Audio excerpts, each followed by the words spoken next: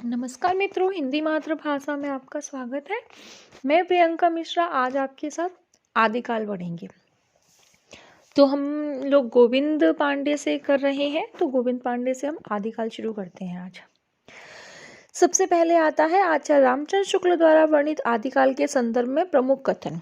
प्राकृत की अंतिम अपभ्रंश अवस्था से ही हिंदी साहित्य का आविर्भाव माना जा सकता है। हिंदी साहित्य का आदिकाल संमत 1050 से लेकर संमत 1375 तक अर्थात महाराज भोज के समय से लेकर हम्मीर देव के समय के कुछ पीछे तक माना जाता है। तो ये ध्यान रखना है कि शुक्ल ने कहा है कि महाराज भोज के समय से लेकर हम्मीर देव के समय के कुछ पीछे तक क्या रहता है, आदिकाल का समय रहता है।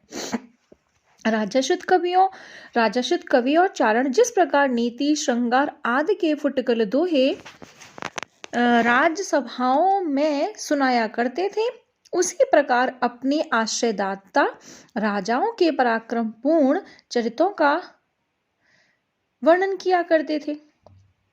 यही प्रबंध परंपरा रासों के नाम से पाई जाती है और इसे लक्ष्य करके इस काल को हमने वीर गाथा काल कहा है। अब आता है अपभ्रंश का। अपभ्रंश नाम पहल बल्लभी के राजा धारसेन द्वितीय, देखो यहाँ कंफ्यूज करता है, धारसेन द्वितीय दे देगा, धारसेन तृतीय दे देगा, ये सिर्फ धारसेन ही दे देगा। ये छोटे छोटे क्वेश्चंस याद रखना बहुत जरूरी होता है। अपभ्रंश नाम सबसे पहले कहाँ मिलता है हमको, तो अपभ्रंश नाम सबसे पहले बल्लभी के राजा धारसेन द्वितीय के शिलालेख में मिलता है। उसमें उसने अपने पिता गोसेन, जो विक्रम की संवत 650 के पहले को, संस्कृत, प्राकृत, अपभ्रंश तीनों का कभी कहा है। तो ध्यान रखना है ये किस किस का, संस्कृत, प्राकृत और अपभ्रंश का। सिद्धों के उद्गृत रचनाओं की भाषा देश भाषा मिश्रित अपभ्रंश या पुरानी हिंदी की काव्य भाषा है। पुरानी हिंदी की व्यापक काव्य भाषा का ढांचा सौरसैनी प्रसूत अपभ्रंश अर्थात ब्रज और खड़ी बोली मतलब पश्चिमी हिंदी का है। आध्यात्मिक रंग के चश्मे आजकल बहुत सस्ते हो गए हैं, इन्हें चढ़ाकर जैसे कुछ लोगों ने गीत गोविंद के पदों को आध्यात्मिक संकेत बताया है, वैसे ही विद्यापति के इन पदों को भी। तो ध्यान ये रखना है कि ये कोटेशन किन की है, और ये है आचार्य रामचंद्र शुक्ल की। अच्छा, एक चीज मैं एक दो कोटेशन तुम्हें बताती हूँ जो मैं मतलब यूथ में ज्यादातर मैं मतलब क्वेश्चनों में पूछा हुआ है, पढ़ती हूँ। एक तो है कि दूहा या दोहा अपभ्रंश का अपना छंद है, उसी प्रकार गाथा प्रकृत का अपना छंद है। ये तो कहा है हजारी प्रसाद द्विवेदी ने। और शुक्ल क्या कहते हैं, दूहा या दोहा कहने से अपभ्रंश का बोध होता है, उसी प्रकार गाहा या गाथा कहने से प्राकृत का, मतलब ये कोटेशन शुक्ल की है कि गाहा या गाथा कहने से प्राकृत का बोध होता है, दूहा या दोहा कहने से अपभ्रंश का। लेकिन दोनों में कितनी मतलब डिफरेंस कितना है, तो ये कंफ्यूजन कर सकता है क्वेश्चन। तो देख लेना हजारी प्रसाद द्विवेदी का क्या है और शुक्ल का क्या है। अब हम सबसे पहले ये देखते हैं कि इसके कुछ महत्वपूर्ण तथ्य हैं, जैसे कि प्राकृताभास हिंदी का तात्पर्य प्राकृत की रूढ़ियों में बहुत कुछ बद्ध हिंदी कवि विद्यापति ने दो प्रकार की भाषाओं का प्रयोग किया, एक तो पुरानी अपभ्रंश का और दूसरा बोलचाल की देसी भाषा का। फिर वही आ गया, गाहा या गाथा कहने से प्राकृत का बोध होता है और दूहा या दोहा कहने से अपभ्रंश या लोक प्रचलित काव्य भाषा का बोध होता है। भरत मुनि ने विक्रम के तीसरी, देखो शुक्ल ने तीसरी क्योंकि मैं शुक्ल को आचार्य रामचंद्र शुक्ल का पढ़ा हुआ है मैंने हिंदी साहित्य का इतिहास, उसमें इन्होंने भरत मुनि का जो समय माना है वो तीसरी शती ही माना है, हालांकि दूसरा है लेकिन ये तीसरी मानते हैं। ठीक है, तो भरत मुनि विक्रम की तीसरी सती ने नाट्य शास्त्र में अपभ्रंश नाम ना देकर लोक भाषा को देश भाषा कहा है। तो ये बहुत इंपॉर्टेंट है कि भरत मुनि अपभ्रंश को अपभ्रंश नाम तो देते ही नहीं है, उसको क्या कहते हैं, उसको ये कहते हैं देश भाषा। अपभ्रंश या प्राकृताभास हिंदी की रचना विक्रम की 7वीं शताब्दी से होने लगी थी, ये भी मैंने शुक्ल में पढ़ा हुआ है। तो बहुत इंपॉर्टेंट क्वेश्चन ये बन जाएगा कि अपभ्रंश का आरंभ कब से हुआ था, तो दे देगा 6ठी शताब्दी, 7वीं शताब्दी, 8वीं शताब्दी, 9वीं। तो ये देख लेना कि अपभ्रंश या प्राकृताभास हिंदी की रचना की जो शुरुआत होती है वो कहाँ से होती है, 7वीं शताब्दी से। आगे है कि सिद्ध में, अच्छा हम पढ़ते हैं कुछ महत्वपूर्ण तथ्य, जैसे कि सिद्धों में सबसे पुराने कौन है? सरहा, मतलब इनको सरोज वज्र भी बोलते हैं। महासुखवाद का प्रवर्तन वज्रयान शाखा से हुआ है। महासुख का अर्थ है आनंद स्वरूप ईश्वरत्व प्रज्ञा और उपाय के योग से इस महासुख दशा की प्राप्ति मानी जाती है। गोरखनाथ का नाथ पंथ मूल रूप से वज्रयान शाखा का ही एक रूप है। गोरखनाथ ने पतंजलि के उच्च लक्ष्य ईश्वर प्राप्ति को लेकर हठ योग का प्रवर्तन किया। वज्रयानी सिद्धों का लीला क्षेत्र भारत का पूर्वी भाग था। देखना, जो सिद्ध थे ना, वे पूर्वी भाग में वो करते थे, और नाथों ने अपने ग्रंथ का प्रचार देश के पश्चिमी भाग, विशेषतः राजपुताने और पंजाब में किया। नाथों की संख्या 9 मानी जाती है। लोग इन्हें नवनाथ भी कहते हैं। गोरक्ष सिद्धांत संग्रह में इनका नाम इस प्रकार है। मैंने तो देखो इसकी ना एक ट्रिक बनाई है, क्योंकि ये पूछ लेता है कि जो गोरक्ष सिद्धांत है ना, इसमें कौन से नवनाथ नहीं है या इनमें से कौन से हैं। तो इसकी ट्रिक मैंने बनाई है कि नाग को देखकर जड़ हो जाते हैं हरिश्चंद्र। नाग को देखकर जड़ हो जाते हैं हरिश्चंद्र। सत्य बोलने लगते हैं भीम गोरख के सामने। सत्य बोलने लगे हैं भीम गोरख के सामने। और चटपटा खाकर जल पीने लगते हैं मल्ल्यार्जुन। चटपटा खाकर जल पीने लगते हैं मल्ल्यार्जुन। तो नागार्जुन, जड़ भरत, हरिश्चंद्र, सत्यनाथ, भीमनाथ, गोरक्षनाथ, चरपट, जलंधर और मल्ल्यार्जुन। आगे है, अब हम पढ़ते हैं सिद्ध साहित्य सबसे पहले। और सिद्ध साहित्य ही शुरू करते हैं। तो सिद्ध साहित्य में सरहप्पा को हिंदी का प्रथम कवि माना जाता है। इन्हें सरोज वज्र या लाहुल भद्र नाम से भी जाना जाता है। सिद्धों में सबसे पुराने कौन है? सरहवाद ही हैं। सिद्धों ने बौद्ध धर्म के वज्रयान तत्व का प्रचार करने के लिए जो साहित्य जन भाषा में लिखा वह हिंदी के सिद्ध साहित्य की सीमा में आता है। वज्रयान का केंद्र श्री पर्वत पर रहा। तो ये इम्पोर्टेंट है कि वज्रयान का जो केंद्र था वो श्री पर्वत था। सहजयानियों की भाषा का नाम संध्या भाषा था। कुछ विद्वान ने संध्या भाषा का अर्थ यह बताया है कि यह ऐसी भाषा है जिसमें संध्या के समान प्रकाश तथा अंधकार का मिश्रण है। ज्ञान के आलोक से उसकी सारी बातें स्पष्ट हो जाती हैं। कुछ विद्वानों ने संध्या भाषा का अर्थ अभिसंधि या अभिप्राय युक्त वाणी बताया है। पंडित विधुशेखर शास्त्री ने बताया कि मूल शब्द संध्या भाषा नहीं बल्कि संध्या भाषा रहा होगा।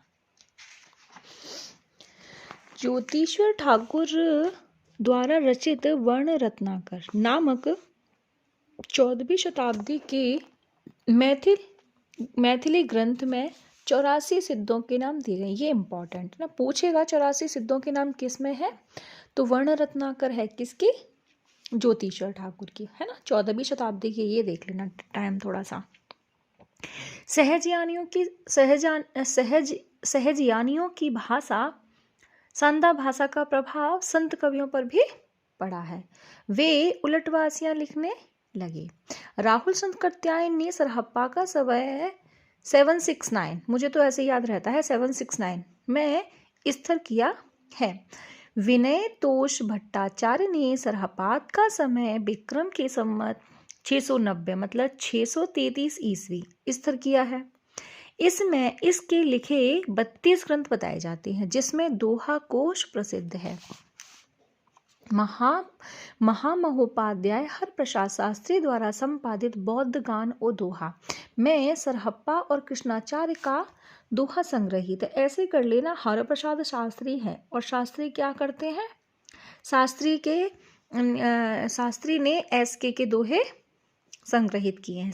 किसने? शास्त्री ने एसके के दोहे, मतलब एस से हो जाएगा सरहप्पा, के से हो जाएगा कृष्णाचार्य। महामहोपाध्याय हरप्रसाद शास्त्री ने बौद्ध गान और दोहा में संग्रहित पुस्तकों की भाषा को प्राचीन बंगला कहा है। मोस्ट इम्पॉर्टेंट है। दोहा कोश का संपादन डॉक्टर प्रबोधचंद बागेची ने किया है। अब ये पूछ लेगा, देखो इनका क्या है? बौद्ध गान और दोहा। है ना। कंफ्यूजन रहता है इन दोनों रचनाओं में कि दोहा कोश किसकी और बौद्धगान और दोहा किसकी। देखो दोहा कोश आ जाए ना तो दोहा कोश कहाँ पढ़ा जाता है, बगीची में, है ना, तो बागीची का है ना, बागीची। और बौद्धगान और दोहा आ जाए तो याद रखना है शास्त्री जी का है। आगे है दोहा कोश में तिलोप्पा, सरहप्पा और कन्हप्पा की, मतलब SKT, है ना, दोहे संग्रहित है। सरहप्पा की जीवन दृष्टि संक्षेप में इस प्रकार है। आगे नीचे बच्चन सिंह ने लिखा है कि आक्रोश की भाषा का पहला प्रयोग सरहप्पा में ही दिखाई देता है। तो देख वैसे भी क्या कहते हैं, बच्चे में ना आक्रोश होता है, तो आक्रोश की परिभाषा कौन देता है, बच्चा, मतलब बच्चन सिंह। सिद्धों की भाषा को संध्या भाषा नाम, ये क्वेश्चन पूछा हुआ है UGC नेट में भी कि सिद्धों की भाषा को संध्या भाषा नाम मुनिदत्त और अद्वैय वज्र ने दिया। अब आते हैं सवरपा। तो सवरपा सरहप्पा के शिष्य और लुइप्पा के गुरु थे। सबरों की वेशभूषा में रहने के कारण इनका नाम सवरपा पड़ा। इनका जन्म क्षत्रिय कुल में 780 ईस्वी में हुआ। चार्यापद सवरपा के प्रसिद्ध पुस्तक है। चार्यापद एक प्रकार का गीत है जो सामान्यतः अनुष्ठानों के समय गाया जाता है। चार्यापद संध्या भाषा के दृष्टकूट में लिखी गई है जिसके दोहरे अर्थ होते हैं। सिद्ध साहित्य में दोहा कोश की रचना परिनिष्ठित अपभ्रंश में हुई है और चार्यापदों के अवहट में। सिद्धों का दोहा और चार्यापद संत साहित्य में क्रमशः साखी और शब्दी में किंचित रूपांतरित हो गया है। अब आते हैं लुइप्पा। तो लुइप्पा का जन्म राजा धर्मपाल के शासन काल में 773 ईस्वी में कायस्थ परिवार में हुआ था। देखो आजकल अब क्वेश्चन बहुत डेट के कॉपी पूछ चुका है, तो ये पूछ सकता है किसके शासन काल में हुआ था। तो लुइप्पा किसमें, धर्म, है ना, धर्मपाल। लुइप्पा सवरपा के शिष्य थे, हम पीछे भी पढ़ चुके हैं। 84 सिद्धों में लुइप्पा का स्थान सबसे ऊंचा है। तो देखो सर्वाधिक रहस्यवादी कवि भी लुइप्पा ही माने जाते हैं। तो लुइप्पा मतलब देखो इसको ले लो, लंबा आदमी, है ना, लुइप्पा मतलब बहुत लंबा, और लंबा कौन है, जिसका ऊंचा स्थान है। अब है लुइप्पा साधना में इतने ऊंचे थे कि उड़ीसा के राजा दारिकप्पा और उनके मंत्री डेंगिप्पा इनके शिष्य हो गए। अब आते हैं डोम्बिप्पा। तो डोम्बिप्पा का जन्म क्षत्रिय वंश में सन 840 ईस्वी के आसपास हुआ था। इनके द्वारा रचित 21 ग्रंथ बताए गए हैं। देखो सरहपाद के कितने थे, 32 थे, और इनके डोम्बिप्पा के कितने हैं, 21 ग्रंथ हैं, जिसमें डोम्बी गीतिका, योगचर्या और अक्षर द्विकोपदेश आदि प्रसिद्ध हैं। देखो योग से ना 3 रचनाएं हैं। एक तो है योगचर्या जो किसकी है, डोम्बिप्पा की। एक है योग सार जो किसका है, जोइंदु का। और एक है योग शास्त्र किसका है, हेमचंद का। तो यही जो ये योगचर्या रचना है इसी के, मैंने तो इसी के साथ नोट कर लिए, तो अगर लिखना चाहो तो याद रह जाएंगे, इसी के साथ नोट कर लो तो रचना भी। जैसी सिमिलर सी जितनी रचनाएं होंगी ना मैं आपको वहीं के वहीं बताती रहूंगी, तो अपना पांडे खोल के तो बैठो गई, तो उसी में नोट करते जाना। अब आते हैं कन्हप्पा। तो कन्हप्पा सिद्धों में सर्वश्रेष्ठ विद्वान तथा सबसे बड़े कवि हैं।